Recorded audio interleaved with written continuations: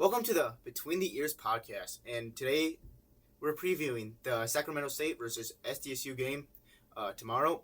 And yeah, this is Chase and this is Mason. And so obviously it's Coach Jackson's first game with SDSU. First game back, I should say. First game as a head coach. And for a first game, this is a really good game to start with because both teams are looking to be really good this year. Sac State's been talking a lot of crap, a lot of shit about the whole FCS in general. So we'll see how that goes for them. And yesterday they released the two deep depth chart, and we're going to talk about that real quick. Obviously, starting QB, Chase Mason, we kind of all knew that. Wide receivers, Graham Goring, Lofton Groski, and the third right now is Alex Bullock. But we're expecting a little bit more rotational here and there. So, yeah.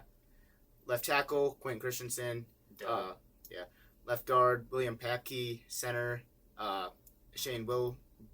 Yeah. Right guard, Kenyon Big Bow, which I'm very excited to see, and I think he's going to be very promising. And then right tackle, Sam Hagan. It's a duh, and he should be very good again this year. Tight end, Gritton Gannon. He should be your typical SDSU tight end. I mean, they're always reliable. We've seen that for how long? In the NFL. Exactly. And then defensive line, Dawson Ripperda, Cope Claiborne, Logan Green, and Reese Kirschman. That's going to be a very good FCS defensive line, and they should be very good. However, we're starting off a whole new linebacking core, but they should still hold down the fort. I mean, we do lose Bach, and that is, it's Bach. He's very good and stuff. So we got Cone McShane at the wheel, Joe Ullman at the mic, and then Chase Van Tol, who I'm very excited myself, at the Sam. DB is looking for a lot of fresh new faces as well. Miles Taylor, Dante Johnson at the slot, and Jaden Oliver. Then safeties, Jalen Lee, and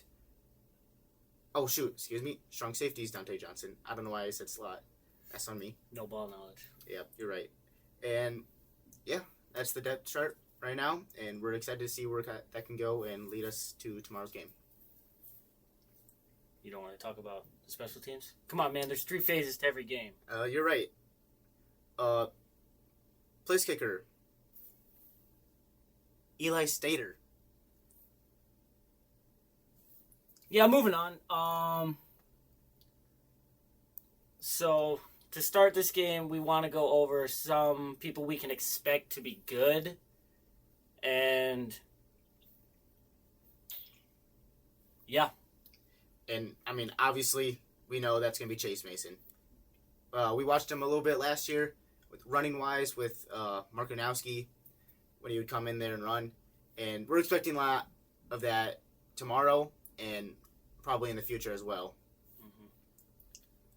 Yeah, and another, not just a single player, but an entire group. We expect the O-line to be absolutely dominant tomorrow. And if you've ever watched Sac State play, it's all new this year, so don't care about that. But they're super small on the defensive line, and so I would assume the 605 Hawks can get things done and be dominant all day on Saturday and for the rest of the year, I would hope.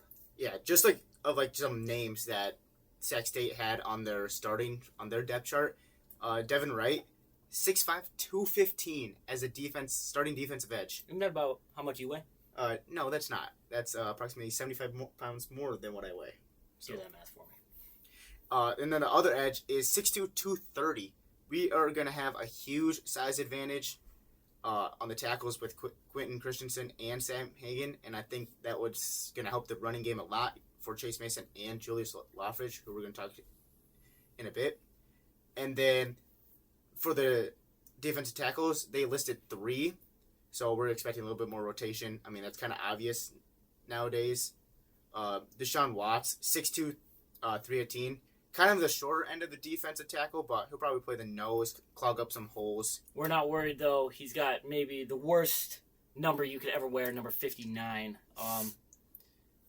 No confidence out there because he's got no drip, so we're not scared. Yeah. And then Miles Bailey, 6'4", 286. That's probably the most decent size out of all of the defensive linemen out there. And we're going to talk about this next one. Xavier Williams, 6'4", 246. Starting defensive tackle at the 12th ranked Sacramento State is below 250. I think we're going to have a field day on the run, like I said before. And that's why we're very excited about Julius Loffridge. He's transferred from Fordham, averaged 1,000 yards for his 3 years there, and behind this offensive line, he's going to feed. Precisely, and another player we're very happy to watch now going to the defensive side is Chase Van Tol. And if you look at all of Sac State's players, they're all pretty small. They like to play fast, quick, but I just think this linebacking core is going to be so good to where it won't matter as much, and I just think he'll have a great day. Yeah, and Chase Van Tol is like that speedy, more outside back, and I think he's going to be very good in Sac State's go-go offense. And then another group of people is the D-line, because we're going to say here in a bit, Sac State's offensive linemen, their right tackle has started 20 games, and that's the most of the entire team. And their left tackle is second with 12 starts, so all of last year. And that's not going to be good enough, especially for Colby Claiborne. I mean, he's going to feed, and so is the rest of the guys.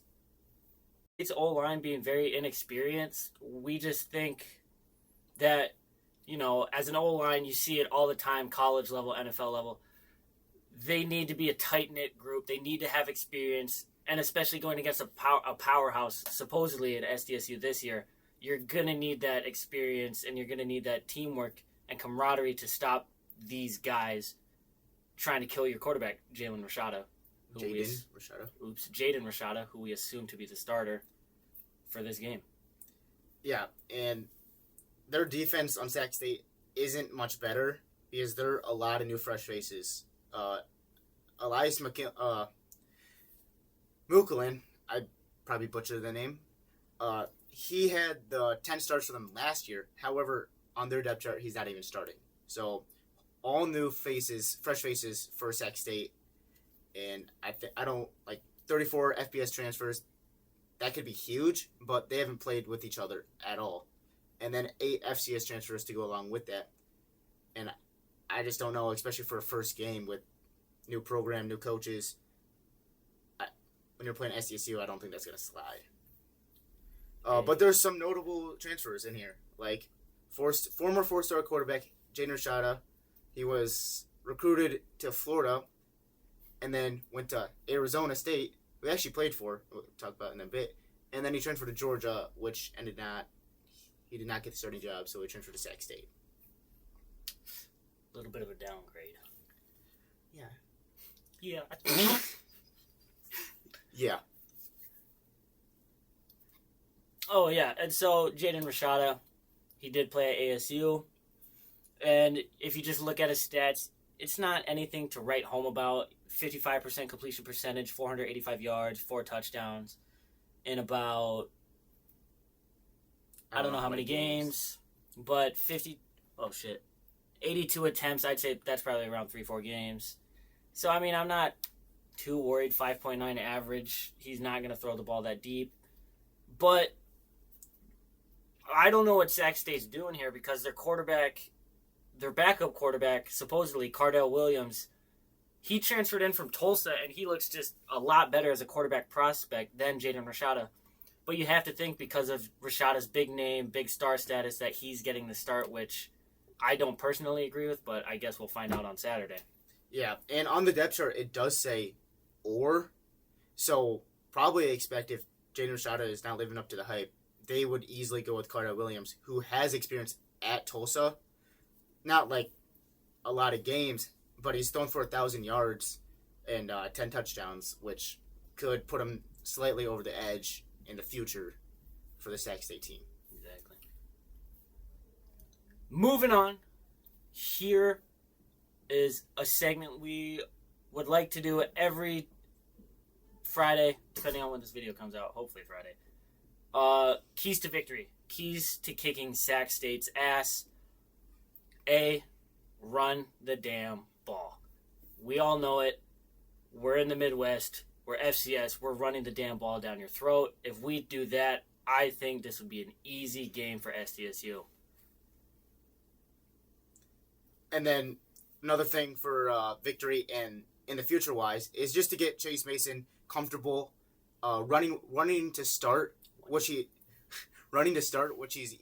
we've known he can do, but then also like easing him on some short passes, nice little passes to the slot if it's IGC or Jack Smith or whoever is going to be in there. Just get his confidence up. Just get his confidence up. Nice simple passes, keep it easy, and I think that improves Chase Mason's game down the road. Down the road to start in the future. He needs that confidence he especially needs the confidence to go into next week. Although we look to go 1-0 every week, I think we're looking a little bit past trying to go to Montana State where he is going to need to be on his A game. But that would be easy to be on his game if our next topic is good, and that is the O-line. They need to prove that they are the 605 Hogs. They need to go and show out that they are the top dogs in the FCS, that they are the best line anybody's ever seen. Yeah, and we know Quentin Christensen and Sam Hagan are those guys, but we need to see that interior just to start the run, and that's mostly what we need to see. Mm-hmm. Another key to victory is prevent the big plays. Sac State, they've been saying they're going to do a go-go offense, and we need to prevent deep balls, and especially on the DB core that's fairly new, prevent those plays from coming. If we can do that and keep everything in front, I think that would easily help the whole team out and the defensive wise too. Exactly, and that if you look at Sac State's roster, they're very, very small in their skill positions. Like, I believe two of their wide receivers, only two of them are over 6 feet tall that are actually going to get playing time. The rest are around 5'8", 5'9", and they're all just speedsters. They got a transfer from Texas A&M that ran a 10-second 100-meter dash. And so, obviously, they're just going to try to fly past us, and we have to be able to keep everything in front of us to allow us to just win. Yeah. And then the final thing we have here, I mean, there's obviously more, but just limit the errors. It's the first game, and we know errors are going to happen. It's what's going to come. They come every game, but mostly this first. If you watched last week's FCS games, there was quite a bit of errors that cost teams games, and stuff like just the easy penalties. If you can limit penalties, you could possibly saving drives, which saves touchdowns, which saves games. All that stuff is very easy to prevent. However, I mean, the penalties do happen. And then that leads to mistakes. Something like a muffed punt, muffed kick. That can start a new drive for the other team, but it can also just morally hurt your punt returner, hurt anyone that's back there. And then you're already back there to begin with. Starting at like the 10, the 5, the 20, depending on where you receive that punt. That can hurt the offense big time. Yeah, and another thing that they need to try to limit, it's going to happen. It happens to everybody. These guys are they're young adults. They're not that smart in the brain yet. I've seen a couple of them down at the 9. So obviously they're not the smartest guys, but busted coverages. We can't have that. They got to be smart. They got to be communicating on defense, because when I played football at a very, very high level, don't fact check that, that was the one thing that we needed great communication. And so if they have great communication, they stick to their fundamentals, they're not going to have any busted coverages, and it'll be an easy win. Yeah, Mason knows a lot about busted coverages. Yep, I played wide receiver, and I used that to my advantage. No, he did not. He played the other side. All right, anyways, coming into the game, we're going to give you some predictions because we're trying to make ourselves look as dumb as possible. We'll keep a record of this, too. We'll see how good our predictions are. Especially for this first game, we are not going to be on point. But nobody's on point for the first game. Nobody knows what they're talking about. We just want to give us our input and see what you guys want to hear, and possibly if we even know more than you guys, which I highly doubt right now. Yeah, there's no way. So here it is. You start us off. Yeah. First we got. Obviously, we're gonna start off with the quarterback, number 7, Chase Mason.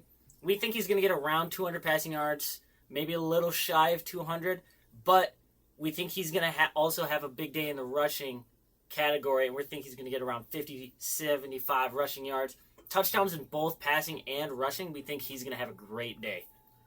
Yeah, 200 passing yards may not seem good, but when you're at 250 and we're keeping the ball on the ground, keep everything running for the first game against 12th ranked Sac State, that's going to be good, and it's going to be good morally if he limits interception as well. That should have been another prediction. I bet he throws 0 interceptions. I agree. I think so too. And then go to my next guy, Julius Loffridge. We're guessing like 150 scrimmage yards, and we're probably hopefully 100 on the ground, 100 plus on the ground. That'd be huge to show the strength of the offensive line. And just his talent too, because you saw it at Fordham if you watched him with that 3,000 rushing yards total. So yeah, that could be huge. You really encapsulated his skill there. Anyways, another running back. We think Brendan Begeman is going to have 40 rushing yards. We could see that climb to around 50 as well. We do truly think that there could be around 250 rushing yards tomorrow, because we just think that this O-line with their little D-line that we're going to run all over. So we think Brendan's going to have around 40, 50 rushing yards. No scores from him, probably. But we'll see. You could see maybe a goal line here and there. You could. But I think goal line, QB sneak. Come on. Yeah, that's where I had that touchdown in too. And then for the 2 wide receivers that we know that are going to get the most reps in Graham Goring, I say he's going to probably get the shorter reps for 5 receptions, 50 yards, something like that. Yep. Keep it short, average of 10. I mean, that makes sense to start. Yeah, just keep Chase Mason, not where he doesn't have to think about the offense and the defense and everything. He can just keep everything in front of him. All short, he can just find his guy, which should be Graham Goring. We're expecting big things from him this year. Everybody's expecting big things. He's finally taking the next step to be wide receiver 1 in this offense, so we're expecting a decent day from him. And then the other wide receiver that we know, who ended up starting last year due to injuries, but we saw his talent in Lofton Ogroski. We're saying 4 receptions for 60 yards. He's going to be more the deep ball guy and red zone threat. He's going to go up and high point that, and he's got some great hands, and that's going to be huge for... Chase loves his hands. Yeah. I do love my hands. No, his hands. You love Lofton's hands. Oh, I do love Lofton's hands as well. Like, we know. You get a little tight in the pants when you talk about Lofton. Anyways, game prediction here. What do we think is going to be the final outcome? We obviously think SDSU is taking this one. Duh. Go Jackrabbits. 34-17 over the Sac State Hornets. I believe. I'm pretty sure it's the Hornets. Anyways, yeah, that's it.